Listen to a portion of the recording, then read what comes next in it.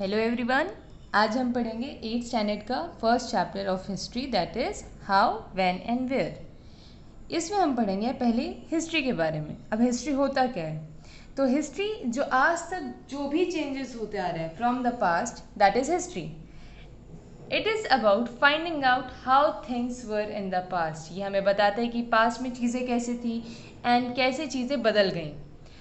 अब हमने बहुत बार सुना है कि हिस्ट्री में सिर्फ डेट्स याद रखनी पड़ती है, बच्चों को बहुत बोरिंग लगती है। बट द पॉइंट इज़ कि हिस्ट्री में इतनी डेट्स याद रखनी क्यों पड़ती है?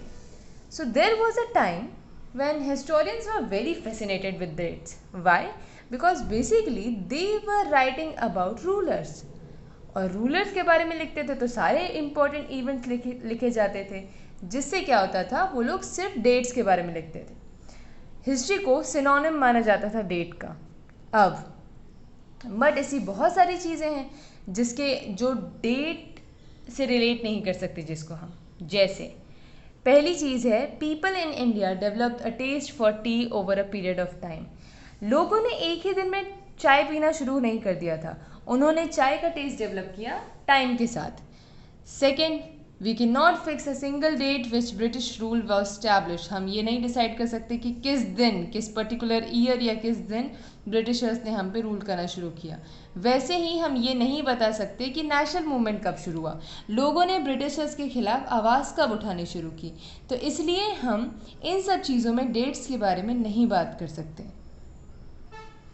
अब आप सोचेंगे कि जब डेट्स इतने इंपॉर्टेंट नहीं है तो हम आज भी डेट्स को हिस्ट्री के साथ एसोसिएट क्यों करते हैं? क्योंकि जो हिस्ट्री लिखी गई है वो लिखी गई थी बैटल्स के बारे में, बड़े बड़े इवेंट्स के बारे में, जो राजा महाराजाओं के साथ हुआ करती थी, उनकी पॉलिसीज़ क्या होती थी। Historians wrote about the events of battles, कौन कौन से बैटल लड़े जाते थे, किस ईयर में किस राजा ने किसको हराया, ये सारी चीज़ें हिस्ट्री में लिखी जाती थी, इसलिए डेट्स इंपॉर्टेंट माने जाते थे। दूसरा एस्पेक्ट क्या है हिस्ट्री का? तो हिस्टोरियंस थे अब ज़्यादातर कौन से इशू के बारे में लिखने लगे? दूसरे इश्यूज़ के बारे में। जैसे पहले लोग सिर्फ राजाओं पे फोकस करते थे, बट अब लोगों ने कॉमन पीपल पर फोकस करना शुरू किया। They look at how people earn their livelihood, लोग कैसे पैसे कमा रहे थे अपना जीवन जीने के लिए, कौन कौन सी चीज़ें प्रोड्यूस कर रहे थे खाने के लिए, किस सिटी में रहते थे, कहाँ कैसे सिटी डेवलप हुई, कैसे मार्केट डेवलप हुआ, किंगडम कैसे फॉर्म हुए और नए आइडियाज़ कैसे स्प्रेड हुए लोगों के बीच में, कल्चर कौन सा आया, सोसाइटी कैसे चेंज हुई। ये सारे आइडियाज़, जब ये सारे एग्जाम्पल्स जब हम देखते हैं तो हमें पता चलता है कि ये जो हिस्टोरियंस थे ये डेट के बारे में नहीं लिखते थे। इनका मेन मोटिव था इनका आंसर देना और आम लोगों के बारे में जानना। Now which dates are important and why we study dates? तो कुछ इम्पॉर्टेंट डेट्स होती हैं। क्यों? क्योंकि हम उन पे फोकस करना चाहते हैं। Some dates become vital important as we choose to focus around them. हम चाहते हैं इसलिए वो इम्पॉर्टेंट हो जाती है। कैसे? Let us take example. अगर हम सिर्फ ब्रिटिश रूल पे फोकस करते हैं तो हमारे लिए कौन सा गवर्नर जनरल कब आया, कब गया, उनके हिस्टोरिकल फैक्ट्स और सारी चीज़ें इन्हीं के अराउंड रिवॉल्व करती थी। Now if we change our line of study, अगर हम अपना फोकस चेंज कर लें और फोकस कहाँ लेके जाएं कि लोग कैसे रहते थे, लोगों की प्रॉब्लम्स क्या थी, प्रेजेंट जो सोसाइटी है वो कैसे बनी, तब हमें डेट्स की ज़रूरत नहीं पड़ेगी। And in this way the old dates are replaced by new. तो ये जो, जैसे let us take a example, Warren Hasting became the first governor general in India in 1773। अब इमेजिन करो ये 1773 हमारे लिए क्यों इंपॉर्टेंट है? क्योंकि वॉरेन हेस्टिंग गवर्नर जनरल बने, क्योंकि हमारा सारा फोकस कहाँ है? ब्रिटिश रूल पर। अगर हम अपना फोकस लोगों पे ले आए और इस टाइम के इस चीज़ के बारे में पढ़े कि इस टाइम पे बहुत बड़ा फेमाइन आया था, सूखा अकाल पड़ गया था, तो ये डेट इस जगह से शिफ्ट होके इस जगह आ जाएगी। मतलब हमारे लिए अगर लोग इंपॉर्टेंट होंगे तो हम फेमाइन के बारे में पढ़ेंगे इस ईयर के, बट अगर हमारे लिए ब्रिटिश रूल इंपॉर्टेंट होगा तो वो हम वॉरेन हेस्टिंग के बारे में पढ़ेंगे। सो हमेशा याद रखना, डेट इंपॉर्टेंट तभी होती है जब आप उस पर फोकस करते हैं। अब बहुत सारे इंपॉर्टेंट ईयर्स मिलके एक पीरियड बनाते हैं। हम हिस्ट्री को पीरियड्स में क्यों डिवाइड करते हैं, ये अब हम पढ़ने वाले हैं। तो पहली बात, ये जो पीरियड होते हैं, ये जो डिफरेंट डिफरेंट पीरियड्स होते हैं हिस्ट्री में, वो किसी एक तरह के कैरेक्टरिस्टिक्स को लेके चलते हैं। वो हमें बताते हैं characteristics of a time and central feature, कि उस पूरे पीरियड में सेंट्रल फीचर क्या था, किस चीज़ पे ज़्यादा जोर दिया जा रहा था, क्या चीज़ें हो रही थी। It reflect our idea about the past, हमारा आइडिया क्या है पास्ट के बारे में, हम कितना कैसे क्या जानते हैं और हमें क्या मिला उस टाइम के बारे में, वो हमें पता चलता है। To see the significance of the change from one period to next, एक पीरियड से दूसरे पीरियड में क्या क्या चेंजेस आए, ये हमें तभी पता चलेगा जब हम हिस्ट्री को पीरियड्स में डिवाइड करेंगे। अब हम हिस्ट्री को पीरियड्स में डिवाइड करते कैसे हैं? सबसे पहला जो पीरियडाइजेशन था, ये सबसे इम्पॉर्टेंट मान लीजिए, वो किया था जेम्स मील ने इन 1817। ये एक स्कॉटिश इकोनॉमिस्ट थे और पॉलिटिकल फिलोसोफर भी थे। इन्होंने 3 बड़ी बड़ी वॉल्यूम्स लिखी। कौन सी? इस बुक का नाम क्या था? A history of British India. इस हिस्ट्री ऑफ ब्रिटिश इंडिया को उन्होंने 3 पार्ट में डिवाइड किया, Hindu, Muslim and British. Hindu वो एंशियंट, जो आज हम जिसके बारे में एंशियंट जिसको हम बोलते हैं, वो उस टाइम पे हिंदू बोला गया उसे। जिसको हम मिडिवल हिस्ट्री बोलते हैं उसको मुस्लिम बोला गया, और जिसको हम मॉडर्न हिस्ट्री बोलते हैं उसको ब्रिटिश बोला गया। अब इसके साथ दिक्कत क्या थी? हिंदू, मुस्लिम और ब्रिटिश के नाम पे अगर उन्होंने पीरियडाइजेशन किया भी तो प्रॉब्लम्स क्या थी? तो प्रॉब्लम्स ये थी कि उन्होंने सिर्फ हिंदू और मुस्लिम पे फोकस किया, बाकी के जितने भी रिलीजन थे उनको सारे इग्नोर कर दिया उन्होंने। कैसे? मान लो जैसे हिंदू पीरियड है, हिंदू पीरियड में ऐसे बहुत सारे रूरल हुआ होंगे जो मुस्लिम होंगे, जो जैन होंगे, क्या पता, जो बुद्ध हो सकते हैं या कोई और रिलीजन के हो सकते हैं। तो उन्होंने सारे अदर रिलीजन्स को इग्नोर कर दिया। क्या पता मुस्लिम और मिडिवल पीरियड में ऐसे बहुत सारे राजा हों जो हिंदू हों, तो उन सबको इग्नोर कर दिया गया। दूसरा, characterising an entire age only through the religion. अगर हम पूरे एक एज को, पूरे एक पीरियड को सिर्फ रिलीजन के बेस में बांट दें, तो ये इससे हमें पता चलता है कि सिर्फ किंग इम्पोर्टेंट हुआ करते थे, क्योंकि लोग तो अलग अलग धर्म के होते हैं, वो इम्पोर्टेंट नहीं है, क्योंकि हमने एक पीरियड को तो एक धर्म में बांट दिया, तो इसका मतलब सारे लोग जितने भी उस पीरियड में थे सब मुस्लिम ही थे। इसलिए ये जो है इसलिए गलत है, प्रॉब्लम इसलिए है क्योंकि जेम्स मील की जो पीरियडाइजेशन था उसमें ऑर्डिनरी पीपल की लाइफ के बारे में नहीं बताया गया था, वो मैटर ही नहीं करता था उनके अकॉर्डिंग। अब जेम्स मील हमारे बारे में क्या सोचते थे, उनका क्या मानना था इंडिया के बारे में? उनका कहना था कि इंडिया और एशियन जो सोसाइटी है, एशिया की जितनी भी सोसाइटी है, वो यूरोप से लोअर लेवल में आती है। मतलब यूरोपियन ज़्यादा सिविलाइज्ड हैं, ज़्यादा पढ़े लिखे हैं, ज़्यादा मैनरफुल हैं, और एशियंस कम मैनर वाले हैं, मैनरलेस आप कह सकते हैं, और less civilised. He told before Britishers India was ruled by cruel Hindu and Muslim ruler। उनका मानना था कि जब ब्रिटिशर्स के आने से पहले बहुत बुरे हिंदू और मुस्लिम राजा एक दूसरे पे रूल करते थे। थर्ड पॉइंट है, उनका मानना था कि यहाँ पर बहुत रिलीजियस डिस्प्यूट्स थे। रिलीजियस डिस्प्यूट मतलब जब 2 धर्म आपस में लड़ते हैं।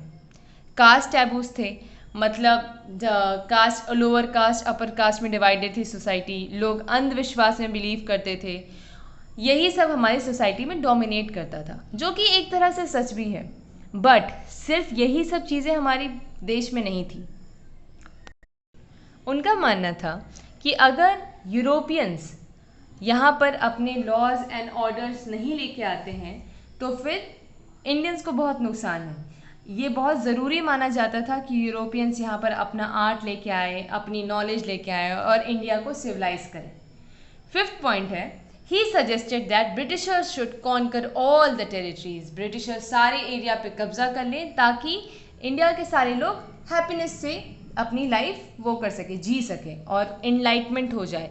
इनलाइटमेंट मतलब होता है जब लोगों के पास अचानक से नॉलेज आ जाए, लोग पढ़ना लिखना शुरू कर दें, लोग ध्यान देने लगे अपने कल्चर पे, इसी को इनलाइटमेंट बोलते हैं। अब उसके अकॉर्डिंग ये मानना था, जेम्स मिल का ये मानना था कि ब्रिटिश जो रूल है वो सिंबल ऑफ सिविलाइजेशन है, मतलब जहाँ जहाँ ब्रिटिश रूल रहेगा वहाँ सिविलाइजेशन पहुँचेगी। 7th पॉइंट ये है कि ब्रिटिश रूल के आने से पहले India was in darkness. India बेचारा डार्कनेस में था, इसके पास कोई नॉलेज नहीं थी, इसके पास खुद की कोई हिस्ट्री नहीं थी, बट ऐसा नहीं था। तो जेम्स मिल बहुत सारे मामलों में गलत थे। अब जेम्स मिल का पीरियडाइजेशन तो हम मान नहीं सकते, तो हमने खुद पीरियडाइजेशन किया। तो इंडियन हिस्ट्री को 3 पार्ट में डिवाइड किया गया, ancient, medieval and modern. Ancient में अर्ली ह्यूमंस के बारे में बताया जाता है कि हम लोग कहाँ से इवॉल्व हुए, कैसे हम आज जैसे दिखते हैं वैसे बने। How people learn to do agriculture, लोगों ने फायर जलाना कैसे सीखा। मिडीवल में हम पढ़ते हैं कि सोसाइटी कैसे बनी। मॉडर्न जो हिस्ट्री आज मॉडर्न सोसाइटी जो आज हम देखते हैं वो कैसे बनी। मॉडर्न हिस्ट्री उस टाइम पे नहीं आई थी। मॉडर्न हिस्ट्री मतलब ब्रिटिश रूल उस टाइम पे नहीं आया था। उस टाइम पे किसका रूल चलता था? किंग्स का रूल चलता था। मॉडर्न हिस्ट्री में हम साइंस की ग्रोथ देखते हैं, रीजंस देखते हैं, डेमोक्रेसी आइडिया देखते हैं, लिबर्टी का आइडिया देखते हैं, इक्वालिटी।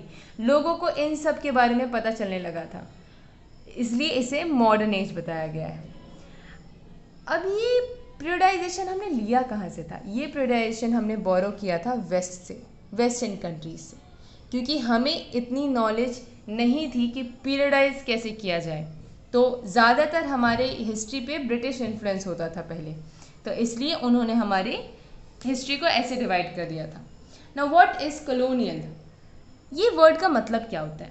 सो जब एक कंट्री दूसरी कंट्री पे कब्जा कर लेती है, उसके पॉलिटिकल, इकोनॉमिक और सोशल एंड कल्चरल चेंजेस लेके आती है उस कंट्री में, उसको कॉलोनियलाइजेशन बोला जाता है। नाउ ये होते क्या है? Political, economic, social and cultural changes क्या होते हैं?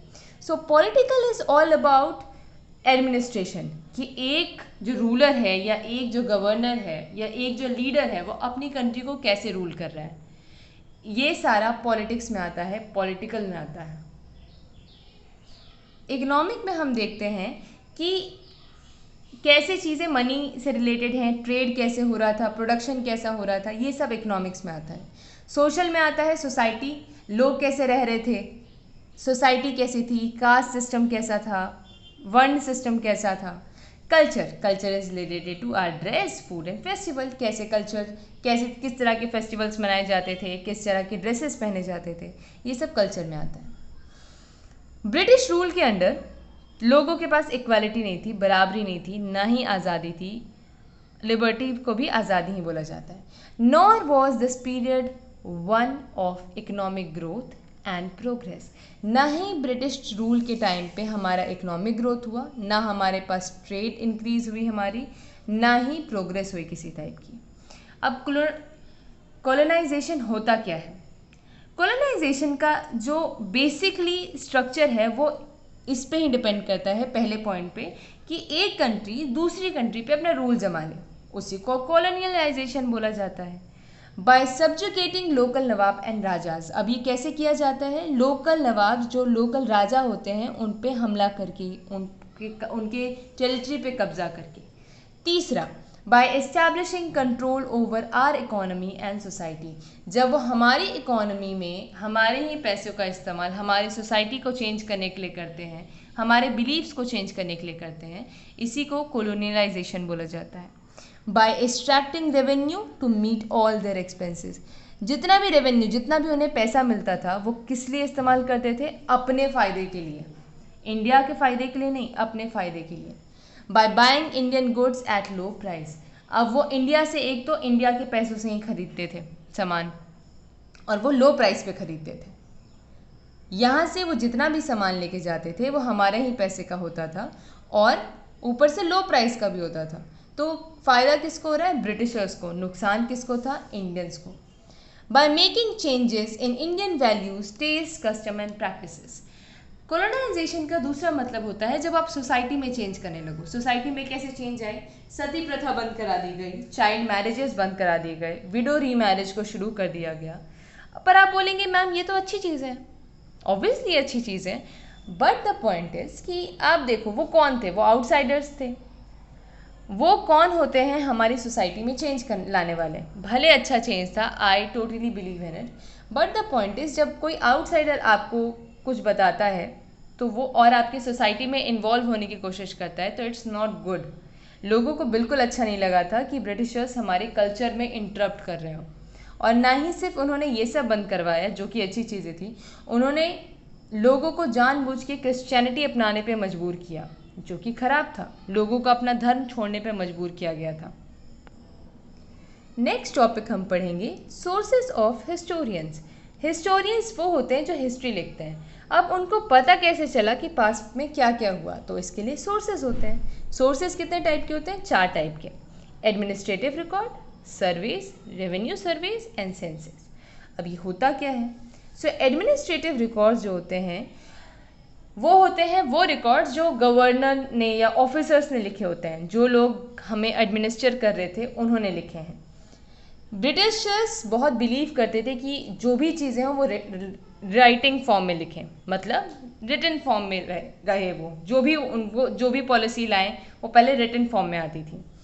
सो this practices gave rise to culture of memos, noting and reports. इससे क्या हुआ? लोगों ने मेमो लिखना शुरू किया, नोट करना शुरू किया और रिपोर्ट्स बननी शुरू हुई। जितने भी डॉक्यूमेंट्स होते थे, इंपॉर्टेंट डॉक्यूमेंट्स जो कि गवर्नमेंट से रिलेटेड होते थे, ऑफिसर्स जिसको लिखते थे, वो सारे कहाँ रखे जाते थे? आर्काइव्स में। लाइब्रेरी में फिक्शन रखी जाती है, स्टोरी बुक रखी जाती है रिलेटेड टू साइंस, मैथ, ये सब रखे जाते हैं। बट आर्काइव्स में इम्पॉर्टेंट डॉक्यूमेंट्स होते हैं जो कि गवर्नमेंट से रिलेटेड होते हैं। सर्वे का मतलब था, अब ब्रिटिशर्स हमारी कंट्री में बहुत नए थे, उनको हमारी कंट्री के बारे में कुछ नहीं पता था। So to know more about India they started doing surveys. उन्होंने कितने तरह के सर्वे किए? Revenue survey, census, botanical survey and zoological survey. Revenue survey का मतलब था कि उन्होंने पता लगाया कि कौन से गांव की कितनी इनकम है और कितना प्रोडक्शन होता है और वो कितना टैक्स दे रहे हैं। सेंसस का मतलब होता था कि टोटल पॉपुलेशन काउंट की उन्होंने हमारी कंट्री की, उसको सेंसस बोलते हैं। बॉटनिकल सर्वे मतलब हमारे कंट्री के जितने भी प्लांट थे उसके बारे में उन्होंने पता लगाया, सर्वे किया। और जूलॉजिकल सर्वे मतलब जितने एनिमल्स थे उसका पता लगाया। अब वो ऐसा क्यों कर रहे थे? ताकि वो हमारी कंट्री को ईजिली गवर्न कर सके और उसी हिसाब से पॉलिसी ला सके। रेवेन्यू सर्वे को और डिटेल में पढ़ते हैं। सो ये स्पेशली कंडक्ट किए जाते थे विलेजेस में। क्यों? क्योंकि ताकि वो हमारे यहाँ की टोपोग्राफी जान सके। टोपोग्राफी मतलब होता है किस टाइप का लैंड एरिया है हमारे यहाँ, कहाँ माउंटेन्स हैं, कहाँ प्लेटूज़ हैं, कहाँ प्लेन एरिया है, कहाँ ज़्यादा खेती होती है, सॉइल क्वालिटी कहाँ अच्छी कहाँ बुरी है, फ्लोरा प्लांट्स कैसे हैं, फौना मतलब एनिमल्स कहाँ ज़्यादा पाए जाते हैं, लोकल हिस्ट्री पे ज़्यादा ध्यान दिया गया और किस तरह की क्रॉप उगाते हैं। ये सब किस में पता चलता था? किस सर्वे के अंडर? रेवेन्यू सर्वे के under. Why they were doing all this? ताकि वो पता कर सकें कि वो कहाँ से कितना टैक्स ले सकते हैं। जहाँ लैंड ज़्यादा फर्टाइल होती थी, जहाँ सॉइल क्वालिटी ज़्यादा अच्छी होती थी, वहाँ से वो ज़्यादा टैक्स लेते थे। It was important to know these fact for administration. वो इसलिए भी जानना चाहते थे ताकि वो इस एरिया को अच्छे से गवर्न कर पाए। सेंसस जो था, जो पॉपुलेशन काउंटिंग की जाती थी, वो हर 10 साल में की जाती थी। इसमें लोगों का डिटेल्ड रिकॉर्ड रखा जाता था, जितने भी लोग इंडिया में रह रहे थे।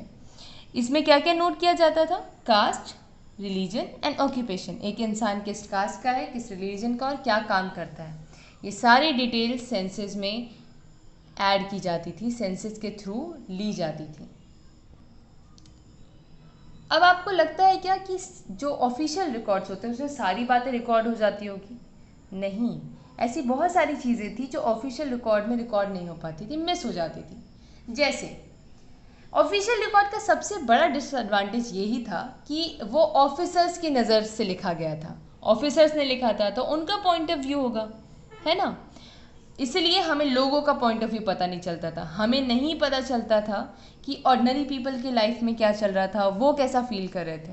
ये हमें ऑफिशियल रिकॉर्ड से नहीं पता चलता था। और क्या नहीं पता चलता था? कि लोग कैसे रह रहे हैं, पुअर पीपल कहाँ रहते हैं, कैसे रहते हैं। और ट्राइबल्स, बहुत सारे ट्राइबल लोग जो थे जो जंगलों में रहते हैं, वो अननोन रहे ऑफिशियल रिकॉर्ड से। क्यों? क्योंकि ट्राइबल्स को रिकॉर्ड करना इज़ वेरी डिफ़िकल्ट। उनका कोई एक ठिकाना नहीं होता, वो एक जगह से दूसरी जगह जाते रहते हैं, तो इसी वजह से ऑफिशियल रिकॉर्ड में उनका आना बहुत मुश्किल था। तो अब हमें पता कैसे चला कि वो पर्टिकुलर ट्राइब एग्जिस्ट करती थी? उसके लिए दूसरे सोर्सेज थे, वो थे अनऑफिशियल रिकॉर्ड्स। अब ये अनऑफिशियल रिकॉर्ड्स क्या होते हैं? वो रिकॉर्ड्स जो कॉमन पीपल लिखते हैं या लीडर्स लिखते हैं। वो रिकॉर्ड्स जो ऑफिशियल ना हो उसको अनऑफिशियल बोलते हैं, सिंपल। उसमें क्या क्या इंक्लूड होता है? डायरी रिटन बाय पीपल, जो लोग अपनी पर्सनल डायरी लिखते हैं वो पढ़ी गई, तो उससे भी कुछ हमें पता चला। जो पिलग्रिम्स और ट्रैवलर्स, जो तीर्थ यात्री होते हैं ना, जो किसी भगवान के दर्शन के लिए या मंदिर के दर्शन के लिए आते हैं, उनको पिलग्रिम्स बोलते हैं।